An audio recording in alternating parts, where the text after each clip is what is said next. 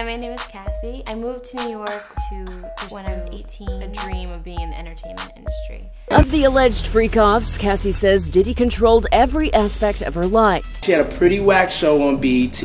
Did not perform at the level of the bad boy excellence, I would say. Fala com a gente, que eu sou a Nath. E eu sou a Isa. O que a gente vai fazer aqui hoje? Hoje a gente veio contar pra vocês a história da Cassie. E basicamente como o Diddy destruiu a Cassie. Eu sei que a Cassie é o nome mais mencionado quando a gente pensa no caso Diddy, no tribunal, no júri, no que tá acontecendo agora durante todo o julgamento dele. E muitos de nós a conhecíamos muito antes dessa polêmica toda, por causa dos singles dela, estourados ali no início dos anos 2000, como Me and You, Long Way to Go, Official Girl. Só que, como uma menina super promissora, apenas 19 anos, que estourou na mesma época de uma Rihanna, da mesma forma, sendo descoberta por um grande produtor musical, que era um ícone da cultura negra, que apostou muito nelas para um primeiro álbum, teve ali um primeiro contrato com um filme, por contratos publicitários, era muito bonita, mas também era criticada por, pô, será que ela pode ser uma vocalista ainda melhor? As batidas eram muito parecidas. A Cassie assinou um contrato de 10 álbuns com a Bad Boy Records. Hoje se passaram praticamente 20 anos e só um álbum foi entregue. O que aconteceu? Nesse vídeo, aproveitando todo o embalo do caso Diddy e o interesse de vocês, a gente vai contar com mais riquezas de detalhe como o Diddy de fato destruiu a Cassie, para além das freak-offs. Porque isso a gente até pode ver nos autos dos processos. Mas como ele minou a carreira dela num nível que o poder ficava todo na mão dele e ela literalmente não tinha como sair. Sem liberdade financeira, sem liberdade de voz, a gente não tem às vezes como sair dos lugares que as pessoas colocam a gente.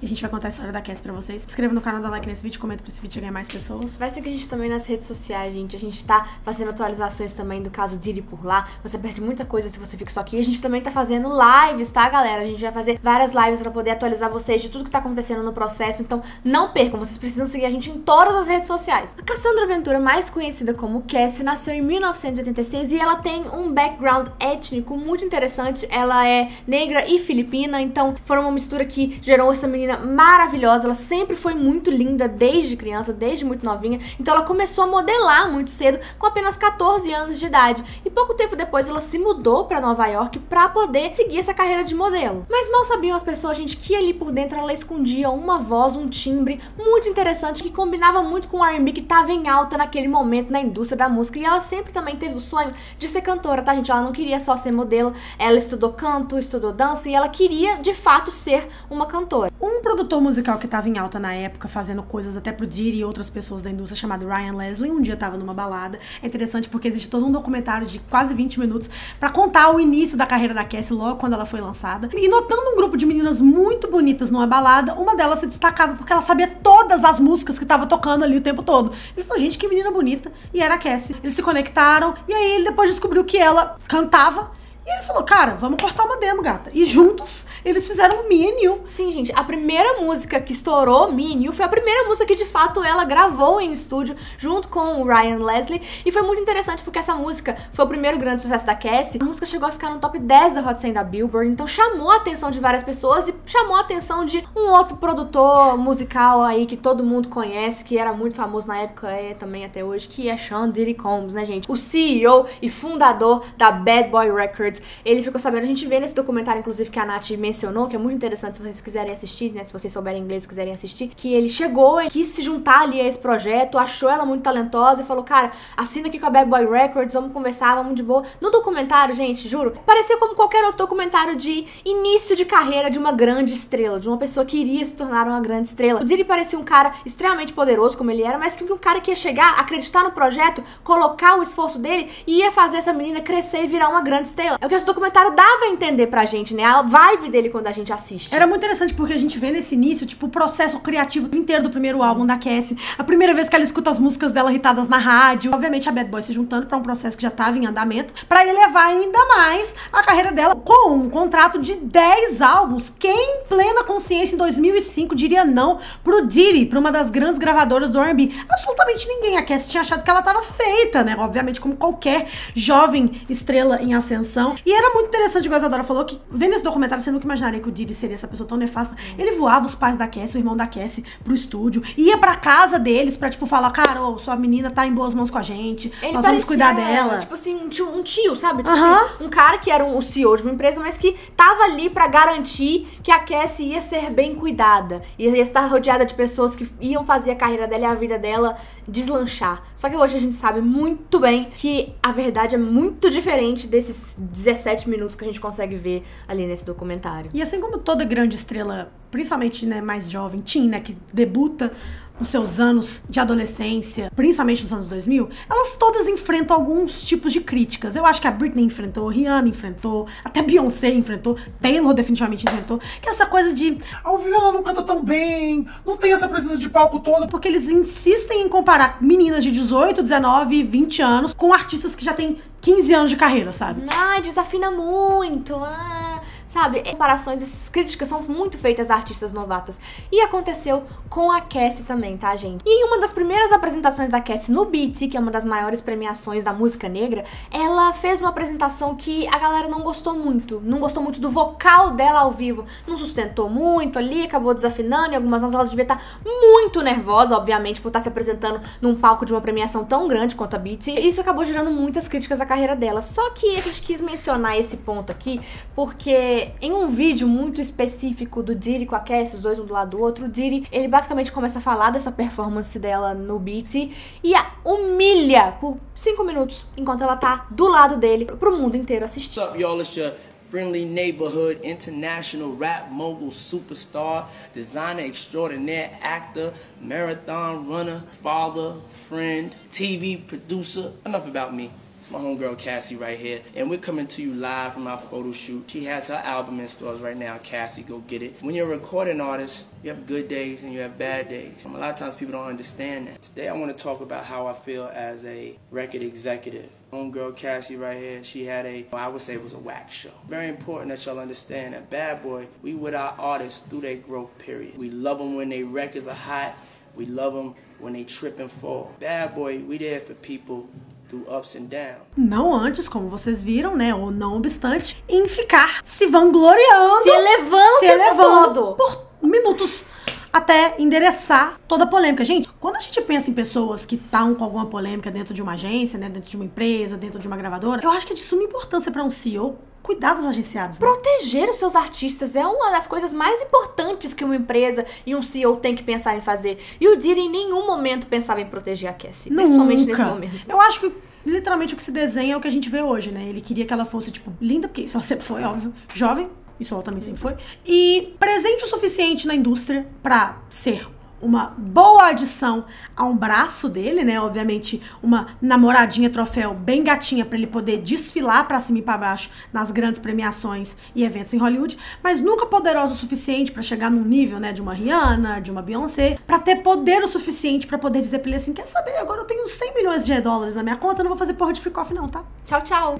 Você vai chegar aqui pra quebrar o meu apartamento? Pois estou mudando de apartamento agora com a minha equipe de segurança que eu posso arcar. Se você deixa uma menina que em um álbum meteu 3 singles no top 40 das rádios, aos 20 anos, produzir mais álbuns, acho que rapidamente ela iria fazer assim, acho que talvez urinar na minha boca não seja o que eu quero. Exatamente. Acho que isso aqui tá um pouco diferente do que eu imaginei pra mim e onde eu posso chegar. Então, de fato, depois de assinar um contrato de 10 álbuns, ela lançou apenas um álbum Cassie, o álbum auto-intitulado, e uma mixtape em 2013. E durante todo esse tempo, ela estava se relacionando com o Diddy, a gente contou, a Cassie testemunhou na semana passada no tribunal, e ela contou um pouco desse início de relacionamento e como o Diddy era um cara que a puxou de várias formas. Ele basicamente fez grooming com ela ali, ele preparou ela durante todo esse tempo até de fato a atacar. Em seu aniversário de 21 anos em Las Vegas foi de fato quando ele deu o primeiro beijo nela e ela ficou muito surpresa porque a gente via a dinâmica da Cassie com o Diddy. Ele é muito mais velho que ela tinha apenas 19 anos quando eles se conheceram, então era uma dinâmica muito de chefe e funcionário. Ela gostava dele como, tipo, qualquer pessoa que frequentava a indústria admirava o Diddy porque ele parecia ser um dos grandes heróis da música, uma pessoa que, tipo assim, pavimentou muitas coisas no movimento, principalmente da música negra. Ela não queria beijar o chefe dela que tinha 4 filhos e 40 anos, sabe? Mas depois foi acontecendo as coisas. Ele é um cara carismático, ele é um cara que soube, tipo assim, levá-la. E querendo ou não, gente, é daí que a gente fala. Não é sobre a diferença de idade, é sobre a diferença de fases e dinâmica de poder.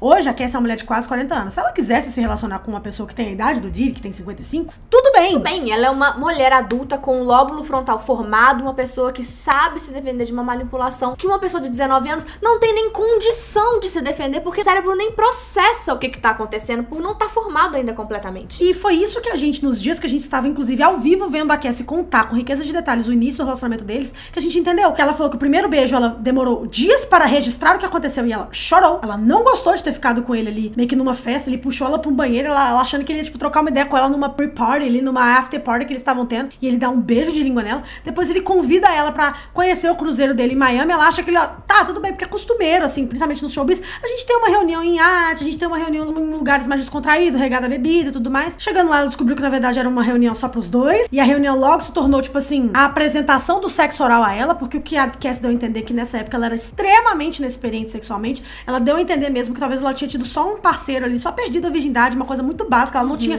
nenhum conhecimento sexual, em vista do Diddy, que era um homem de quase 40 anos e múltiplos filhos. Então ela foi apresentada ao sexo com ele, ela foi apresentada a práticas sexuais com ele, e a princípio, tipo assim, igual como todo abusador, ele não chegou te falando, vem aqui, vadia, vamos fazer um freak off. Não, ele deu prazer a ela, ele mostrou como o sexo poderia ser prazeroso, e isso trouxe ela cada vez mais perto dele, porque imagina, ele é seu chefe, começou meio mal, mas depois ele começa a te tratar bem, te fazer se sentir notada, te fazer se sentir querida, ele tem as chaves do reino. Aí ela, assim, isso deve ter acontecido com muitos de vocês, às vezes você não via outra pessoa ali como um possível parceiro, só que a pessoa começa a te tratar tão bem, você vai ver, aí vira uma chavinha, você fala, cara, por que eu não dou chance? Tipo, essa pessoa, ela tá me tratando bem, eu gosto de estar com ela, é bom estar com ela, por que eu não dou uma chance? Foi isso que foi acontecendo com a Cassie. Porque que imediatamente o nosso modus operandi é pensar, tipo assim, é óbvio que ela é uma interesseira, uma prostirã interesseira. E não usar nas nossas próprias experiências, as experiências de terceiros que conviveram com a gente, pra pensar, tipo, caralho, ela só ali, de fato, começou a gostar dele, desenvolver sentimentos por ele, enquanto ele a tratava bem. Até quando ela tinha 22 anos, e ele abriu pra ela os seus gostos mais peculiares ali, apresentou pra ela o que seriam as freak-offs. O mundo do voyeurismo. O mundo do basicamente. Voyeurismo. E a Cassie, em seu depoimento, falou que quando ele abriu isso pra ela, que ela se sentiu, assim, um pouco assustada com a ideia que ele tava propondo, mas que ela não queria quebrar a confiança dele ou fazer ele se sentir mal de ter confessado algo tão íntimo assim pra ela. A maldita empatia feminina, né, gente? Maldita empatia feminina. Ela ficou tipo, cara, ele se abriu tanto aqui comigo, ele mostrou um lado vulnerável dele que ele não pode falar com qualquer pessoa. Ele abriu isso pra mim, eu não quero que ele se sinta envergonhado, intimidado, ou que eu tô julgando ele de alguma forma. E eu acho que nessa idade, principalmente, tipo assim, 22, 23, quando a gente tá no início da nossa vida adulta, eu acho que principalmente pra pessoas que são um pouco mais velhas, que já tem 30 e poucos, 40 e poucos, a gente quer provar que a gente tá no mesmo nível deles de alguma forma. Sabe? Que a gente tem o mesmo nível de compreensão da vida, de maturidade. Quando a gente vai chegando perto dos 30, perto dos 40, a gente vê que, nossa, A gente era uma meba. a gente era uma meba e era patético, mas a gente tem muito, todos nós podemos, né,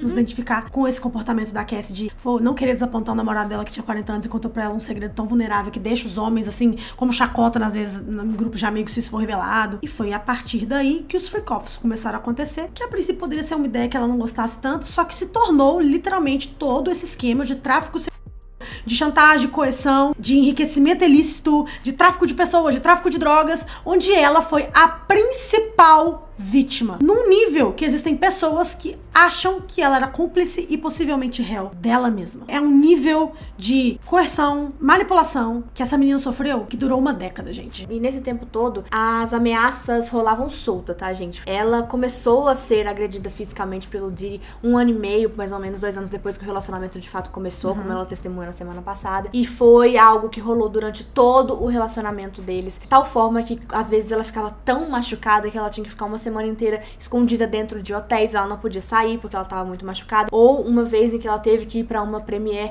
e encheram ela de maquiagem, assim, deixaram ela lotada de maquiagem, mas ainda assim, se você prestar atenção, você consegue ver que ela está com machucados na boca. Premiere essa, inclusive, do primeiro filme grande dela com orçamento, onde ela era a protagonista, e foi, por coincidência, um dia depois do infame o vídeo que ela apanha no hotel, que todos nós já assistimos. E é muito interessante que nessa premiere, pra quebrar o gelo, pra mostrar que tava tudo bem, porque ela se tornou meio que uma atriz profissional da sua própria vida, né? Ela tinha que estar sempre impecável nos tapetes vermelhos, fingindo que nada tava acontecendo, né? Tipo assim, sendo humilhada em entrevistas, sendo, tipo assim, perguntada coisas como, tipo, você tem alguma coisa pra confessar no Met Gala, tendo que dar respostas como essa, enquanto o Diddy olha pra ela com cara de demônio. Final question, is there anything that you may want to confess tonight before you go in? I keep everything right here. There you go. Or right here. There you go. That's how you do it, right? Ela tendo que fingir o tempo todo, nessa premiere, inclusive, que ela aparece toda cheia de maquiagem por ter apanhado literalmente um dia anterior, ela conta um episódio onde ela tava só sendo legal com um dos entrevistadores do tapete vermelho, quebrando gelo, falando sobre flertar. O filme era um filme romântico, comédia romântica e tal. E a gente vai colocar o vídeo aqui pra vocês. O Diddy quis arrebentar a cara dela porque, de acordo com ele, ela estava flertando com um repórter. Pickup lines don't really work on me. No. Do you have a good one? What I have is hi, I'm Michael. Would you like to dance? Oh yes! You win! Ele não gostou nem um pouquinho desse vídeo. E assim, gente, ela estava só sendo carismática, sabe? Na premiere do filme Na premiere dela. do filme dela, que ela tava feliz, entendeu? De estar alcançando esse lugar de protagonista num filme. Foda pra caralho. Muito legal, já que ela, tipo, não tinha mais a carreira na música pra se escorar, né? E assim, era um nível, gente, de humilhação que ela ia em entrevistas de rádio e as pessoas ficavam perguntando assim... Ultimamente, né, Cassie? Você só é o namorado do Diddy, então quando que vai sair esse próximo álbum? So you're about to have a serious resurgence here. You've kind of been I've been working. just Diddy's girlfriend for the last several years, which is amazing. I'm sure that's an amazing life also. But I think a lot of people forget that you are a songwriter yourself and had a lot of music to offer. Has that been hard to be just like, because Diddy, I mean, look, there's no way around it. It's Diddy. Of course. He's a marquee name. He's one of the richest guys in our culture, hip hop, richest guys in the world even. You being your own person, is that hard in a relationship to navigate that? You know, it was difficult to navigate it for a little while just because, you know, people automatically at this point now just don't associate me with music anymore. I do have a core group of fans that ride or die, and they're just like, when is it coming? When is it coming? Part of the reason why I kept going, but also because I just love making music. And it is sometimes difficult to get through that, but ultimately whatever works out is gonna work out. Eram humilhações, tipo assim, que vinham de outras pessoas De todos os lugares. E ela fingia não se importar, tipo assim, mas agora a gente sabe bem como ela estava incomodada. Ela testemunhou dizendo que nesse meio tempo ela até, tipo assim, conversava sobre querer lançar mais álbuns, querer lançar mais músicas. Ela até tentava ir pro estúdio, coisas do tipo, mas que o Diddy barrava absolutamente todos os projetos que ela queria fazer. Então a situação dela era a seguinte: ou o Diddy barrava as coisas que ela tinha conseguido gravar, ou que ela queria fazer, ou ela estava tendo que investir tempo nas freak-offs e ficando 4 dias, às vezes, na freak-off, e o resto dos dias tendo que se recuperar do abuso de substâncias que tem durante as freak-offs, tendo que se recuperar de várias coisas. Gente, ela teve feridas na boca, ela tinha infecções urinárias constantes, ao ponto de que ela desenvolveu resistências a antibióticos por causa da frequência com que ela tinha essas infecções. Então ela tinha que se recuperar, e ela acabava, tipo assim, ela falou no tribunal que ela acabou se tornando uma funcionária das freak-offs e não, de fato, a cantora que ela sempre quis ser. E é muito triste, porque se a gente pega vídeos dessa época que ela ainda fazia, lógico, né? Tipo, porque ela não era uma celebridade pra Vogue, coisa do tipo. Ela sempre tava rouca. Hey, what's up, guys? I'm Cassie. As you might be able to hear, I'm losing my voice. Ela sempre tava com voz de acabada. Sendo que hoje, ainda mais que a gente viu a Cassie ao vivo, a gente ouviu a voz dela no tribunal, e parece muito mais com a voz que ela tinha aos 19 anos, quando a gente conheceu ela e ouviu ela pela primeira vez em entrevistas, do que a menina que ela era há 5, 6 anos atrás, porque ela vivia em função das freak-offs. É muito triste tudo isso, e assim, a forma estratégica e muito esperta que o Diddy fez pra aprisionar essa menina, pra ela se tornar meio que, tipo assim, uma empregada barra namorada perfeita, barra subcelebridade perfeita pra estar ao lado dele, famosa o suficiente pra gerar cliques nas mensagens, famosa o suficiente pra gerar cliques nas matérias sobre os dois, mas nunca poderosa o suficiente pra se libertar dele. Exato, é muito louco que uma psicóloga forense foi testemunhar agora no tribunal, e ela falou exatamente sobre isso, que um abusador que vai abusar de uma vítima durante muito tempo, ele não vai usar só dos meios físicos de agressão e coisas do tipo pra manter a pessoa presa naquele abuso, mas sim de outras formas de prisão que envolvem muito mais do que o aspecto físico, a ameaça física. Eles vão controlar as finanças das pessoas, eles vão controlar a liberdade das pessoas. Ela estava o tempo todo controlada pelos seguranças e pelo staff do Diddy. Quem controlava as finanças dela era o Diddy. Ele não deixava ela gravar álbuns porque ele sabia que ela ia ficar muito famosa e ela ia conseguir muito poder e muito dinheiro, e assim ela poderia sair das garras dele. Então, para impedir que isso acontecesse, ele podava a carreira dela o tempo todo e nunca mais deixou ela lançar nenhum outro outro álbum sequer. É uma história de muita tristeza, são cicatrizes que ela vai carregar pro resto da vida. Mas felizmente hoje, aos quase 39 anos, prestes a dar à luz seu terceiro filho e o primeiro menino, já que ela tem 2 meninas, ela conheceu através, gente, o destino é muito louco, do próprio Diddy, o seu marido, Alex Fine, que é uma das pessoas que realmente não salvou sua vida, porque quem salvou sua vida, como o próprio Alex Fine falou, foi a própria Cassie, mas uma das pessoas que ajudou ela bastante nesse processo de cura que ela tem entrado nos últimos 5 anos, né? Então, assim, ele era um personal trainer que o Diddy contratou pra trabalhar ali com pessoas da equipe, incluindo a Cassie. Nisso, eles se identificaram. Depois que ela terminou de vez com o Diddy, conseguiu sair das garras dele, ela começou a travar um relacionamento com o Alex. Começou muito conturbado, porque o Diddy, mesmo no início do relacionamento com o Alex, ainda estuprou ela, ainda assediava moralmente ela, ainda ia atrás dela no apartamento pra fazer da vida dela um inferno. Mas, felizmente, hoje, eles estão colocando todo esse capítulo nefasto pra trás. 3 filhos, a gente ainda não conhece o bebezinho, mas provavelmente vai ser como as 2 meninas. 3 filhos lindos, saudáveis, e a gente tá muito feliz que ela conseguiu encontrar um homem de verdade, que é muito bacana, que é amoroso, que ama ela da forma que ela merece ser amada, porque essa mulher é uma princesa, ela é muito forte. E a gente aqui do canal, se vocês não entendem basicamente como que é a nossa política, como a gente enxerga o mundo, a gente fica do lado de vítima, sabe? Sempre. Sempre. O tempo todo a gente tá do lado acredita em pessoas como a Cassie, a gente acredita em pessoas como a Megan Thee Stallion, a gente acredita em pessoas como a Hailey Bailey, a gente acredita. Eu acho muito engraçado que eu vi muitas pessoas, assim, na internet comentando o seguinte, a equipe do Justin Bieber falando, tipo assim, ai, ele não é uma vítima do Diddy, e as pessoas, não, você é sim! E aí a Cassie falando, eu sou uma vítima do Diddy, e as pessoas, não, você não é não, você era cúmplice. Você tava lá ajudando a nossa freak-off, gostava! Como se, tipo assim, gente, sério mesmo, você quando vai no porcaria de um salão de beleza, você pede pra mulher tirar 2 dedos, ela tira 9, você fala, ai, ficou ótimo, e volta chorando pro Uber. Você caga, se borra inteira de medo de pedir um aumento de R$200 pro seu chefe, que te humilha há 5 anos nesse escritório. Você tem vergonha de falar, sei lá, às vezes por um personal trainer da sua academia pra te ajudar a mudar um peso ali no aparelho. Às vezes uma pessoa, você pede desculpa pra uma pessoa que esbarrou em você na rua. Mas você tá me dizendo que aos 20 anos você, alecrim dourado, diferentona pra caralho, ia conseguir sair das garras de um bilionário. Tá bom, então. Tá bom, então é isso, gente, essa é a história da Cassie. Qual que era a música preferida delas pra vocês, entre Me and You, Official Girl e Long Way to Go? Eu acho que pra mim, por causa das minhas amigas, era Official Girl. É uma música muito do meu segundo ano, assim. Long Way to Go. Comenta aqui, porque, tipo, vamos dar streaming, porque a Cassie fazia muita música boa, é uma pena que o Diddy roubou isso da gente, mas vamos curtir pelo menos os singles que a gente tem. E é isso, gente. Um beijo. Tchau.